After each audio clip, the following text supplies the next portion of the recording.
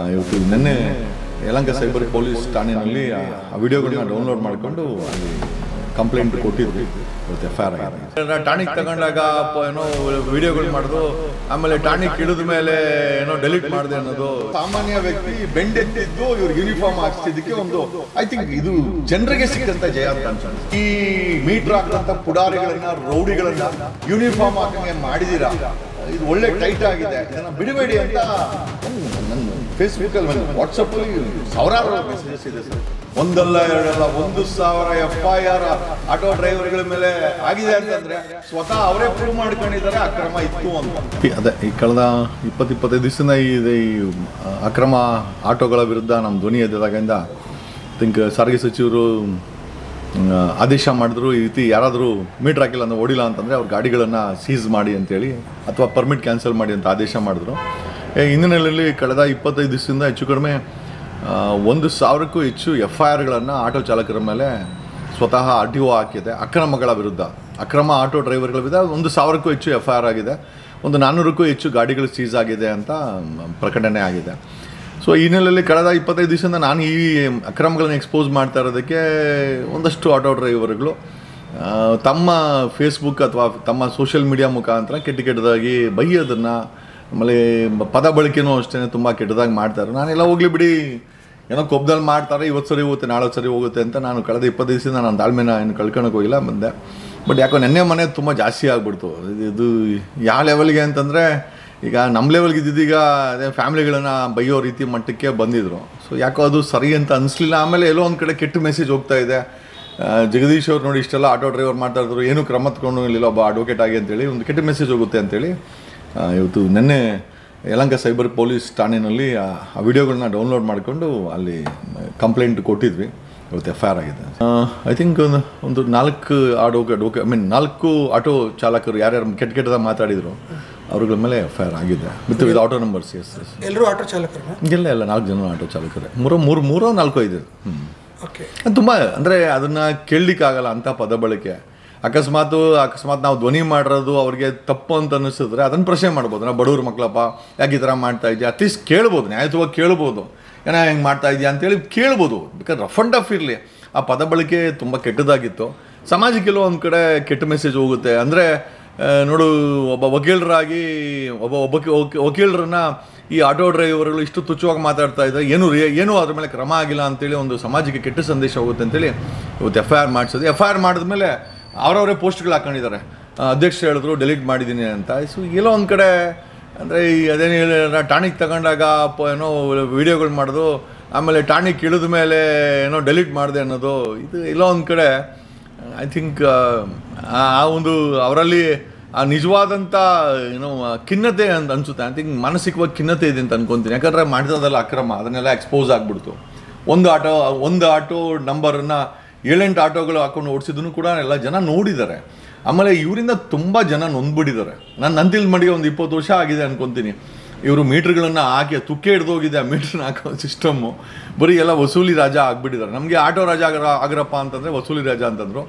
ಅದಕ್ಕೆ ಇನ್ನೊಂದು ಹೆಜ್ಜೆ ಮುಂದೆ ಹೋಗಿ RTOನೇ ಪ್ರಕಟಣೆ ಮಾಡಿದೆ 1,000ಕ್ಕೂ ಹೆಚ್ಚು ಆಟೋ ಡ್ರೈವರ್ಗಳ ಮೇಲೆ FIR ಆಗಿದೆ ಅಂತ ಕ್ರಿಮಿನಲ್ ಕೇಸ್ಗಳು ಹಾಕಿದ್ದಾರೆ. 400ಕ್ಕೂ ಹೆಚ್ಚು ಆಟೋಗಳನ್ನು ಸೀಸ್ ಮಾಡಿದ್ದಾರೆ. ಇವತ್ತು ನಾವು ಅದೇ ನಮ್ಮ ಮೇಲೆ ಇದು ಮಾಡಿದ್ವು ಅಂತೇಳಿ FIR ಆಗಿದೆ ಸರ್. ಯಾವುದೋ ಅದು ಆಟೋ ನಂಬರ್ಸ್ ಏನೋ ಅದರಲ್ಲಿ ಒಂದೇನೋ ಅದು ಫೇಕು ಅಂತ ಬೇರೆ ಅವ್ರು ಹೇಳ್ತಾ ಇದ್ರು. ಆ ನಂಬರ್ ಅಲ್ಲ ಅಂತ, ಫೇಕ್ ನಂಬರ್ ಹಾಕ್ಕೊಂಡು ಆಯ್ದಾರೆ ಅಂತ ಇದ್ರು. ತನಿಖೆ ನಡೀತಾ ಇದೆ. FIR ಮಾಡಿದ್ದಾರೆ. FIR ಕಾಪಿನ ಮಾಧ್ಯಮದವ್ರಿಗೆ ನಾನು ಹಾಕ್ಕೊಟ್ಟಿದ್ದಾನೆ. ಗೊತ್ತಿಲ್ಲ ಇದು ಸರ್, ಒಂದೊಂದು ನಿಜ ಸರ್. ಪ್ರವೋಕ್ ಅಂತ ಏನಿಲ್ಲ ಸರ್, ನಾವೇನು ಸತ್ಯ ಮಾತಾಡ್ತಾ ಇದ್ವಿ ಸರ್. ಈಗ ಅಕ್ರಮ ಇದೆ ಅಂತಂದೆ, ಅದನ್ನು ಪ್ರೂವ್ ಮಾಡಿದ್ದು ಒನ್ಸ್ ಅಗೇನ್ RTO ಮತ್ತು ಟ್ರಾಫಿಕ್ ಅಧಿಕಾರಿಗಳು 1000 ಕೇಸ್ ಹಾಕಿ ನಾನು ಆಗಿದ್ದ ಅಕ್ರಮವನ್ನು ಇದೆ ಅಂತೇಳಿ ಅವರು ಸಾಬೀತುಪಡಿಸಿದವರೇ ಇಲಾಖೆಯವರು. ನಾನಂತೂ ಅದನ್ನು ಮಾಡಲಿಲ್ಲ. ಸೊ ಇವರು ದಾಖಲೆಗಳು ಕರೆಕ್ಟಾಗಿ ಮಾಡ್ಕೊಂಡಿದ್ರೆ 1000 ಕೇಸನ್ನು FIR ಯಾಕೆ ಹಾಕುವಂಥ ಅವಶ್ಯಕತೆ ಏನಿರ್ತಾ ಇತ್ತು RTO ಅವ್ರಿಗೆ? ಇವ್ರು ಅಕ್ರಮವಾಗಿರೋದಕ್ಕೆ ಅಲ್ವಾ ಅಕ್ರಮದವ್ರ ಮೇಲೆ ಕೇಸ್ ಆಗಿತ್ತು. ಅಂದರೆ ನಾನು ಹೇಳಿದಂಥ ಮಾತುಗಳು ನಿಜ ಆಗಿದೆ. ಅಂದರೆ ಇಲ್ಲಿ ಅಕ್ರಮ ದೊಡ್ಡ ಮಟ್ಟದಲ್ಲಿದೆ ಅಂತಂದರೆ ಅಟ್ಲೀಸ್ಟು 1000 ಕೇಸ್ ಹಾಕಿ ಆ ಅಕ್ರಮ ಇದೆ ಅಂತ RTO ಅವರು ಪ್ರೂವ್ ಮಾಡಿದ್ದಾರೆ. 400ಕ್ಕೂ ಹೆಚ್ಚು ಅಕ್ರಮ ಗಾಡಿಗಳು ಸೀಸ್ ಆಗಿದೆ. ಸೊ ಇದು ನಾನು ಆಡಿದಂಥ ಮಾತಿಗೆ ಇಲಾಖೆನೇ ಅದಕ್ಕೆ ಪುರಾವೆ ಕೊಟ್ಟಿದೆ. ಇಲ್ಲ ಒಂದೊಂದು ನಿಜ. ನಾನು ಏನೇನು ಮಾತಾಡಿದ್ದೆ ಅಥವಾ ಏನೇನು ಸ್ಟೇಟ್ಮೆಂಟ್ಸನ್ನು ಪಬ್ಲಿಕ್ ಡೊಮೈನಲ್ಲಿ ನಾನು ಹೇಳಿದ್ದೆ ಅದನ್ನೆಲ್ಲ ಒಂದು ಕಡೆ RTO ಅವರು 1000 ಕೇಸ್ ಹಾಕಿ ಅದೊಂದು ಕಡೆ ಪ್ರೂವ್ ಮಾಡೋದು, 400 ಗಾಡಿನ ಸೀಸ್ ಮಾಡಿ ಅದೊಂದು ಕಡೆ ಪ್ರೂವ್ ಆಯಿತು. ಜೊತೆಯಲ್ಲಿ ಅಕ್ರಮ ಇದೆ ಅಂತ, ಅಕ್ರಮ ಮತ್ತು ದಾಖಲೆಗಳು ಅಪ್ಡೇಟ್ ಆಗಿರಲಿಲ್ಲ, ರಿನ್ಯೂವಲ್ ಆಗಿರಲಿಲ್ಲ ಅಂತ ಸ್ವತಃ ಆಟೋ ಡ್ರೈವರ್ಗಳೇ ಬಾಣಸವಾಡಿ ಮುಂದೆ ನಿಂತ್ಕೊಂಡಿದ್ದು. ಯಶವಂತಪುರದಲ್ಲಿ ಒಂದೊಂದು RTO ಮುಂದೆ 5000 6000 ಗಾಡಿಗಳು ನಿಂತ್ಕೊಂಡ್ರೆ, ಬೆಂಗಳೂರಲ್ಲಿ ಎಷ್ಟು RTO ಇದೆ. ಸೊ ಈ ಅಕ್ರಮ ಇದೆ ಅಂತ ಅವರೇ ಪ್ರೂವ್ ಮಾಡಿದ್ದಾರೆ ಸರ್. ಸೊ ಈಗ ಮತ್ತೆ ನಾವು ಏನು ಹೇಳಬೇಕಾಗಿಲ್ಲ. ಇದು ಅನ್ನೋದಕ್ಕಿಂತ ನೋಡಿ ಸರ್, ಬೆಂಗಳೂರು ಅಕ್ರಮ ಆಟೋಗಳ ತಾಣವಾಗಿತ್ತು ಸರ್. ಅಕ್ರಮ ಆಟೋ ತಾಣದಿಂದ ಸರ್ ಏನಾಗುತ್ತೆ, ಒಂದು ಕಸ್ಟಮರ್ಗೆ ಭಾರ ಆಗುತ್ತೆ, ಎರಡನೇದು ಸರ್ಕಾರಕ್ಕೆ ಆಮದನಿ ಬರಲ್ಲ, ಮೂರನೇದು ಲೆಕ್ಕಾಚಾರ ಇಲ್ಲ. ಈ ಆಟೋಗಳು ಎಷ್ಟಿದೆ ಅಂತಂದರೆ, ಎಷ್ಟು ಪರ್ಮಿಟ್ ಇದೆಯಪ್ಪ ಅಂದರೆ 1,67,000 ಅಂತ RTO ಕೊಡುತ್ತೆ. ಇಲ್ಲಿ ಲೆಕ್ಕಾಚಾರ ಹಾಕಿದ್ರೆ 20 ಲಕ್ಷಕ್ಕೂ ಹೆಚ್ಚು ಆಟೋಗಳು, ಅಕ್ರಮ ಆಟೋಗಳಿದೆ. ಸೊ ಇರೋವಂಥ ಪರ್ಮಿಟ್ಗೆ ಮತ್ತು ಅವ್ರು ಕೊಟ್ಟಿರೋ ಅಂಥ ಓಡ್ತಾ ಇರೋಂಥ ಆಟೋಗಳಿಗೆ ಅಜಗಜಾಂತರ ವ್ಯತ್ಯಾಸ ಇದೆ.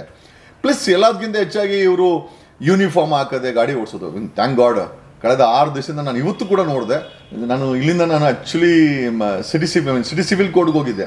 ಇಲ್ಲಿಂದ ನಾನು ಹೆಲ್ಮೆಟ್ ಹಾಕೊಂಡು ನಾನು 2 ವೀಲರ್ಲೇ ಹೋದೆ, ಯಾಕಂದರೆ ನೋಡಬೇಕು ಅಂತಲೇ ಹೋದೆ. ನಾನು ಕಾರಲ್ಲಾದರೂ ನೋಡೋಕ್ಕಾಗಲ್ಲ ಅಂತೇಳಿ 2 ವೀಲರ್ಲೇ ನಾನು ಸಿಟಿ ಸಿವಿಲ್ ಕೋಡ್ಗೆ ಬಂದೆ.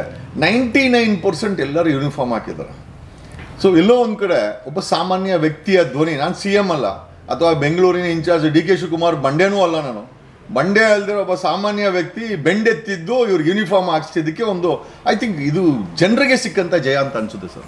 ನನಗೆ ಕಡಿಮೆ ಅಂದರೆ ಒಂದು ದಿವಸಕ್ಕೆ ಒಂದು 5000 6000 ವಾಟ್ಸಪ್ ಬರ್ತಾ ಇದೆ. ಜಗದೀಶ್ ಅವರು ಯಾವುದೇ ಕಾರಣಕ್ಕೂ ಈ ಪುಡಾರಿಗಳನ್ನು, ನಾನು ಅಂದರೆ ಅವ್ರು ಬಳಸೋಂಥ ಪದಗಳನ್ನ ಬಳಸ್ತಾ ಇದ್ದೀನಿ, ಈ ಮೀಟ್ರ್ ಆಗದಂಥ ಪುಡಾರಿಗಳನ್ನು, ರೌಡಿಗಳನ್ನು ಯೂನಿಫಾರ್ಮ್ ಹಾಕಂಗೆ ಮಾಡಿದ್ದೀರಾ, ಇದು ಒಳ್ಳೆ ಟೈಟ್ ಆಗಿದೆ, ಇದನ್ನು ಬಿಡಬೇಡಿ ಅಂತ ನನ್ನ ಫೇಸ್ಬುಕ್ಕಲ್ಲಿ, ನನ್ನ ವಾಟ್ಸಪ್ಪಲ್ಲಿ ಸಾವಿರಾರು ಮೆಸೇಜಸ್ ಇದೆ ಸರ್.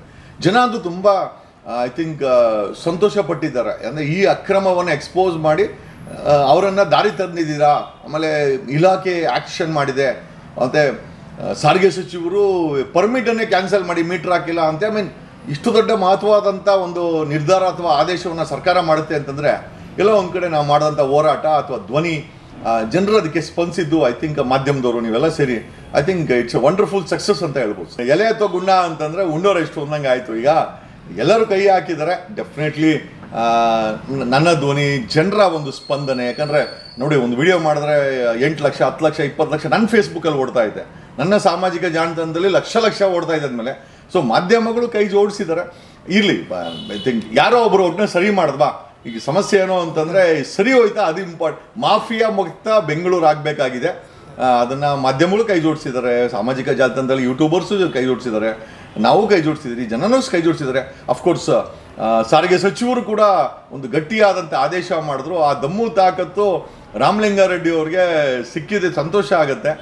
ಜೊತೆಯಲ್ಲಿ ಅದೇ ದಮ್ಮು ತಾಕತ್ತಿಂದ ಕಳೆದ 7 ಡೇಸ್, 7th ಡೇ, ಇವತ್ತಿಗೆ 7th ಡೇ ಅನ್ಸುತ್ತೆ, 8th ಡೇ, 8ನೇ ದಿವಸ ಇವತ್ತು. 31ನೇ ತಾರೀಕು ಶುರು ಮಾಡಿದ್ದು, ಇವತ್ತು ಎಷ್ಟು 8ನೇ ತಾರೀಕು, 9ನೇ ದಿವಸ ಸತತವಾಗಿ RTO ಅವರು ಸ್ಕ್ವಾಡ್ಗಳನ್ನು ಕ್ರಿಯೇಟ್ ಮಾಡ್ಕೊಂಡು 22-23 ಸ್ಕ್ವಾಡ್ ಮಾಡಿದಾರಂತೆ. ಆ ಸ್ಕ್ವಾಡ ಪರಿಣಾಮವಾಗಿ ಒಂದು 400ಕ್ಕೂ ಹೆಚ್ಚು ಗಾಡಿಗಳನ್ನ ಸೀಸ್ ಮಾಡಿದ್ದಾರೆ. ಅಂದರೆ ಜಗದೀಶ್ ಅವರ ಮಾಡಿದಂಥ ಸ್ಟೇಟ್ಮೆಂಟ್ಗೆ ಶಕ್ತಿ ತುಂಬಿದವರು RTO ಅವರು. ಗಾಡಿಗಳನ್ನ 400 ಗಾಡಿನ ಸೀಸ್ ಮಾಡಿ 1000 FIR ಹಾಕಿದ್ದಾರೆ. ಏನು ಸರ್ ಕಡಿಮೆನಾ? ಒಂದಲ್ಲ ಎರಡಲ್ಲ, 1000 FIR ಆಟೋ ಡ್ರೈವರ್ಗಳ ಮೇಲೆ ಆಗಿದೆ ಅಂತಂದರೆ ಸ್ವತಃ ಅವರೇ ಪ್ರೂವ್ ಮಾಡ್ಕೊಂಡಿದ್ದಾರೆ ಅಕ್ರಮ ಇತ್ತು ಅಂತ. ಸರ್ ಈಗ ಕರೆಕ್ಟ್ ಅಂತಲೇ ಹೇಳಬೇಕು. ಸೊ ಈಗ ನಾನು ಯಾವುದು ಯಾರ ಹತ್ರನೋ ವಸೂಲಿ ಮಾಡಿಕೊಂಡು ಯಾರಿಗೋಸ್ಕರನೋ ಈ ಹೋರಾಟ ಅಂತೂ ಮಾಡಿಲ್ಲ. ಬಟ್ ವಸೂಲಿ ಮಾಡೋರು ಇದ್ದರು, ಆ ಆಟೋಗಳಲ್ಲಿ ವಸೂಲಿ ಮಾಡೋರು ಕೂಡ ಇದ್ದರು. ಗ್ರೂಪ್ ಇನ್ಶೂರೆನ್ಸ್ ಮಾಡ್ತೀವಿ ಅಂತೇಳಿ ಗುಂಪುಗಳನ್ನ ಕಟ್ಕೊಂಡು ಅಲ್ಲಿ ಇನ್ಶೂರೆನ್ಸ್ಗಳ ಹತ್ರ ಕಾಸಿಸ್ಕೊಳ್ಳೋದು. ಇಲ್ಲಿ ಸೇಟು ಫೈನಾನ್ಸ್ ಕೊಡ್ತೀನಿ ಅಂತ ಪರ್ಮಿಟ್ ಇಲ್ದಿರ ಸೇಟು ಹತ್ರ ಏನೋ ಕ್ಯಾಶನ್ನ 3.5 ಲಕ್ಷ ಲೆಕ್ಕ ಹಾಕೊಳ್ಳಿ ಸರ್.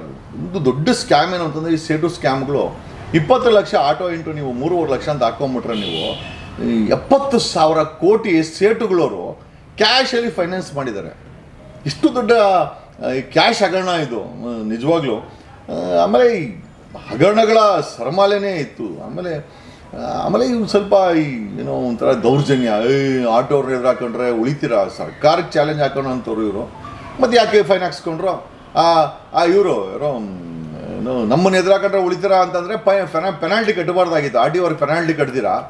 ಈ ದಮ್ಮು ತಾಕತ್ತು RTO ಅವ್ರ ಮುಂದೆ ತೋರಿಸಿದ್ರೆ, ಗಾಡಿ ಸೀಸ್ ಮಾಡಿದಂಥ RTO ಅವ್ರ ಮುಂದೆ ತೋರಿಸಿದ್ರೆ ನಾವು ಒಪ್ಕೊಳ್ತಾ ಇದ್ವಿ. ಸುಮ್ಮನೆ ಸೋಷಿಯಲ್ ಮೀಡಿಯಾದಲ್ಲಿ ಅದೇ ಏನೋ ಅವ್ರ ಮಾತುಗಳನ್ನು ಹೇಳ್ಕೊಂಡಿದ್ದಾರೆ. ಬಟ್ ಒಂದೊಂದು ನಿಜ, ನಾನು ಮಾಡಿದಂಥ ಸ್ಟೇಟ್ಮೆಂಟ್ ಏನಿದೆ ಅಂದರೆ ಅಕ್ರಮ ಮಾಫಿಯಾ ಇತ್ತು ಅಂತ ಅದು ರುಜುವಾತಾಗಿದೆ ಸರ್. ಅದು ಮಾಧ್ಯಮಗಳ ಮುಖಾಂತರ RTO ಅವರ FIRಗಳು 1000 FIRಗಳು 400 ಗಾಡಿ ಸೀಸು. ಮತ್ತು ಇವತ್ತು ಸಿಟಿನಲ್ಲಿ ನೋಡ್ಕೊಂಬಂದೆ ಆಲ್ಮೋಸ್ಟ್ 99% ಎಲ್ಲ ಯೂನಿಫಾರ್ಮ್ ಹಾಕವ್ರೆ.